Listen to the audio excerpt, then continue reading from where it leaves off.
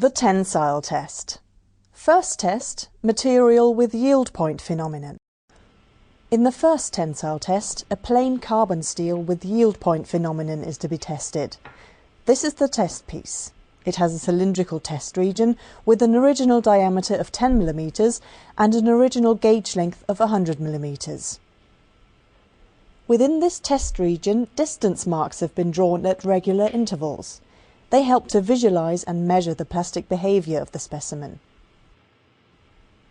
Using a hand control, the tester moves the upper crosshead into its correct starting position. Now he can place the threaded ends of the test piece in the lower and upper grips of the testing machine.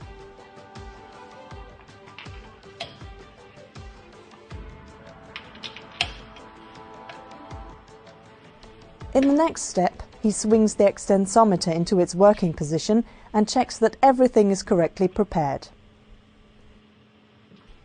Then he selects all necessary testing parameters on the control computer.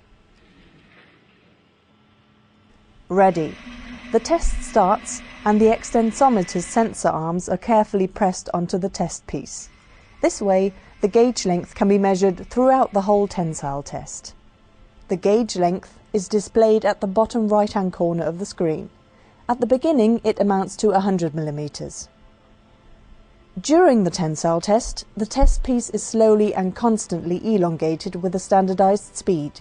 The force that the test piece opposes to the imposed elongation is recorded and can be seen at the bottom left-hand corner of the computer display.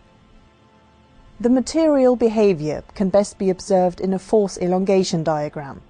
The force F is being plotted upwards on the vertical axis, the elongation delta L towards the right on the horizontal axis.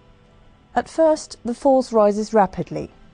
Force and elongation are proportional and form a steep, straight line in the diagram. In this area, the material behaves elastically. If the test piece were to be unloaded from this area, it would spring back completely to its original length. In materials with yield point phenomenon, the end of the elastic area can be seen clearly. The plastic deformation starts abruptly and is accompanied by a sudden drop of force. If the test piece were to be unloaded now, it would not spring back to the original length, but instead show a permanent elongation. In the next stage of the tensile test, an almost constant force level with slight fluctuations occurs. This phenomenon is called the Luders effect. After a certain strain, known as the Luder strain, the force increases again. The material opposes an increasing force against the imposed elongation. Its strain hardens. Up to the point of maximum force, the test piece is strained uniformly along its length. This means that the test piece gets longer and thinner but keeps a cylindrical shape.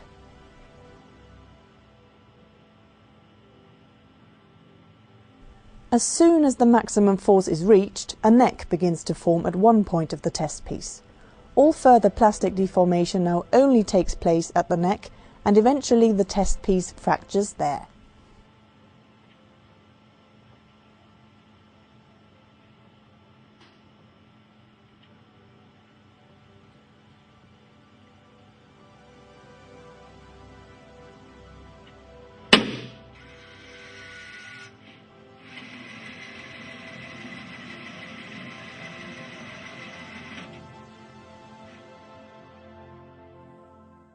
In the recorded force elongation diagram, the force FEH at the upper yield point can clearly be seen. This is the highest force the test piece can sustain elastically. FEL is defined as the force at the lower yield point, Fmax as the maximum force. Using these forces, the strength properties of materials can be calculated. The upper yield strength REH is calculated by dividing the force FEH by the original cross-sectional area S0. The lower yield strength REL is defined in a similar way. The maximum force divided by the original cross-sectional area is called tensile strength Rm. In the last step, the tester swings the extensometer back into its resting position and removes the broken test piece.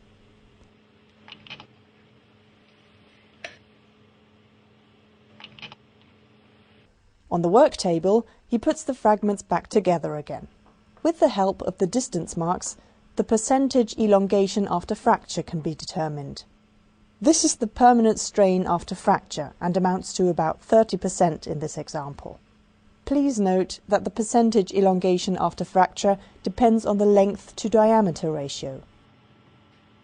By measuring the smallest diameter at the point of fracture, the percentage reduction of area can be calculated. It describes the reduction of cross-sectional area at the point of fracture in relation to the original cross-sectional area. In the second tensile test, a material without yield point phenomenon is to be tested.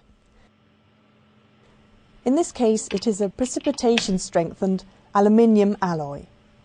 The test piece has exactly the same shape and dimensions as the specimen in the first test.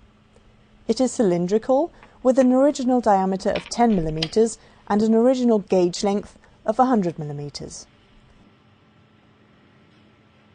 After fitting the test piece into the testing machine and panning the extensometer into its working position, the test can start.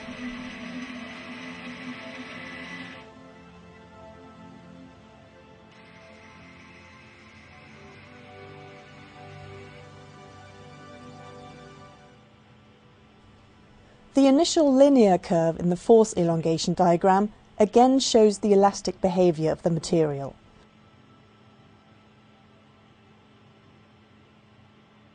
But this time, the end of the elastic area is not revealed by a sudden drop of force or any distinct change. There is a smooth and gradual transition from linear elastic behavior to plastic deformation. In the further course of the tensile test, the force increases and the test piece again is strained uniformly along its length. At the point of maximum force, a neck develops, and all subsequent plastic deformation is confined to this neck until fracture finally occurs there.